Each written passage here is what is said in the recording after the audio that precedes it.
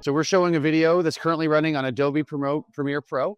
It highlights two features, the first of which is called AI-powered media intelligence, and it's designed to save creators tons of time by running AI models on your imported videos into the project. That AI model will then tag and identify specific things so that you can find them quicker and get onto the creative part of what you're doing.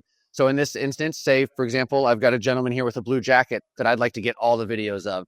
I can search in the bar here, type in blue jacket, and all the videos I've taken that contain the gentleman in the blue jacket are now out there. And I didn't have to spend any time tagging or identifying things ahead of time. It just allowed me to search quickly and get onto the editing portion.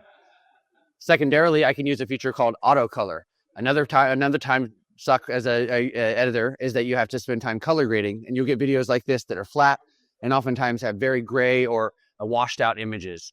You can click this guy, select auto, and you'll see that it color grades the video all the way across. You can select multiple videos in your timeline and get some consistency across. And really, at the end of the day, save a ton of time using Panther Lake and AI models.